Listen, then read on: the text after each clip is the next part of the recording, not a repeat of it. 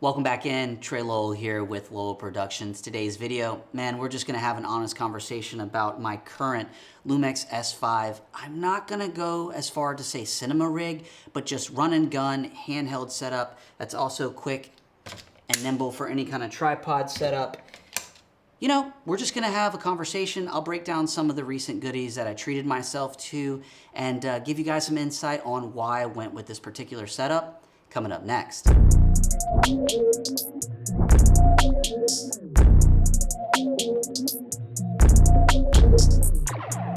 right, so when it comes to my Lumix S5 and my kind of video production kind of go-to setup, you guys are looking at it. As someone that shot on the GH5, the GH4, and now I kind of moved up to the S5.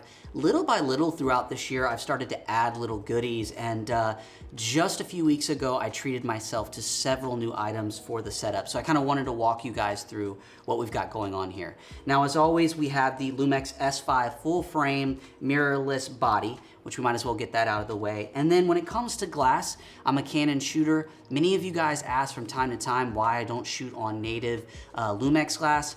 Honestly, money doesn't grow on trees, and I always shot with Canon glass on my GH5 with the Metabone Speed Booster. So my first initial kind of purchase when I got the S5 was to get a Lumix EF to L mount adapter, coming in roughly at like $200. That would allow me to use all my Canon glass, whether it be the old faithful Nifty 50, the 20 to or the 70 to 200, or my go-to the 24 to 105.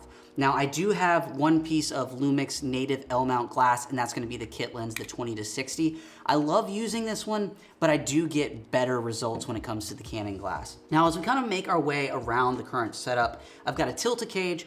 Absolutely love it. I've had it for a while. Small rig handle, small rig little monitor adapter. We've got the Movo VXR10 Pro for audio. And some of the new items that I treated myself to that you guys might not be aware of are gonna be my new monitor, which is the Atomos Shinobi. I went with the SDI version as well. So I've got HDMI, all that good stuff, but also the ability for SDI. And that was kind of just a scenario where for the extra, I wanna say 40, 50 bucks, it's going to kind of in the future help me out, because a lot of the guys when I shoot on bigger projects, they're using all SDI, and it was one of those scenarios where, you know, maybe one of these days the S5 might be called to be a third option or a B camera, and I wanted to make sure I had SDI. Now, as far as this monitor goes, I love it so far. Touchscreen, all those goodies. You've got waveforms, you've got peaking, things of that nature. Now, one little downside of the Shinobi, particularly with the S5, is I don't actually have control of the camera, but that is why you guys can kind of see here when I assembled it together that I have my monitor or my LCD little touchscreen. I've got it right here, so I can still kind of quickly you know, access some of the buttons that I might not be able to access through the screen. Now, other kind of benefits of having the little monitor on the side would be, if I'm kind of going like this and I'm constantly looking at my monitor here, let's say maybe there was a DP or something like that, or just a director in general that wanted to be able to see the shot but maybe wasn't over my shoulder, this does give them a chance to kind of see what's going on. So it's nice that I have those two options, and like I said, I can quickly just access everything, boom, boom, boom, here on the side, but I also have plenty of controls for kind of what I need here on the monitor.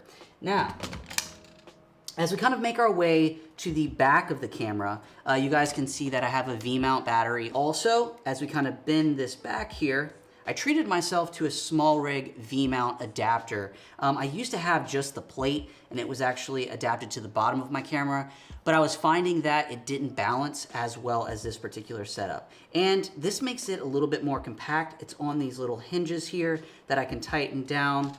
We've got our red here. Hopefully you guys can maybe even see it over here. This gives me the ability to tighten this whole little bracket down so that I can get some, boom. It's nice, it's steady, and it's sturdy.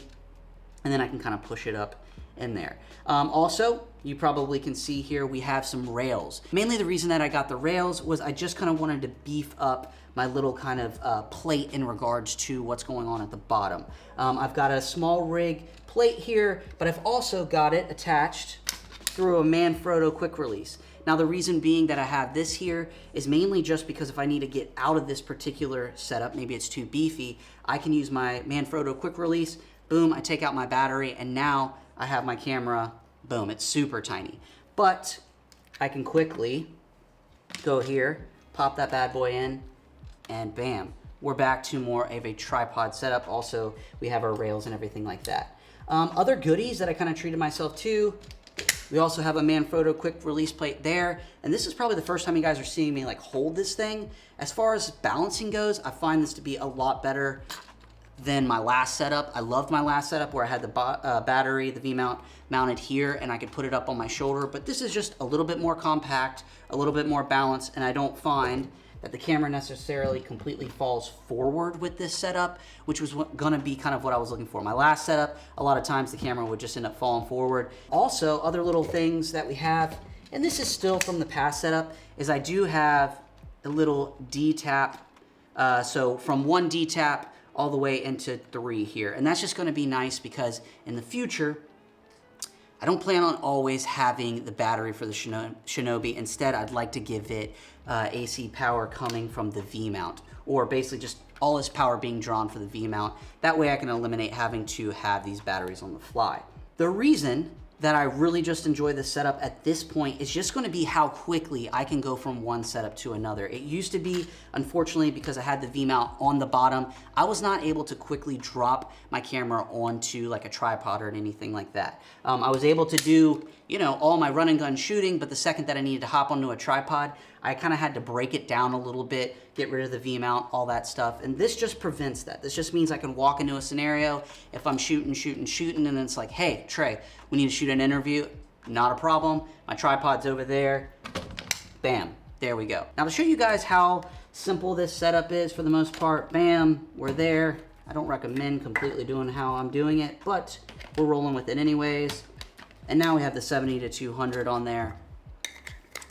And I love this lens setup with this camera because I tend to shoot a lot of event recap videos, situations where I'm really far from the actual talent. The 70-200 gives me an advantage in regards to getting super tight shots from a long distance away. So if you're wondering why I kind of have this combination, super wides, plus I can go all the way into 105, but then if I need to really get those super tight shots, grab the 70-200, boom, boom, we're in business. Now, if you're wondering in regards to like image stabilization or autofocus, here's the deal. IBIS, as far as the camera, awesome. When I pair it up with the Canon glass, we have lens stability or lens stab, which is nice as well. I can activate it. The actual Sigma adapter is going to allow for power to go there. So I'm going to have lens stab. What I kind of find is I actually sometimes turn just the lens stab on and then let the camera kind of do its own thing. A lot of times I don't actually access full like IBIS on the camera plus the lens because sometimes it gets this like jello effect. But it's a personal preference. You guys figure out what works best for you. But I just find I love to just use the lens stabilizer, whether it be the Canon 24-105 or the 70-200. We do not have it on the Nifty 50. But that just gives me an advantage in regards to any handheld situation. But when it comes to a video setup in 2022 with the Lumix S5, this is kind of where I have settled and been very happy with it. You guys be the ones to tell me, what do you think of this particular setup? I don't see a lot of S5 setups out there. So it's one of those things where I am just building off of the little bits and pieces that I'm finding on YouTube. And so far, I'm really thrilled with this setup and looking forward to using it for several events in the near future.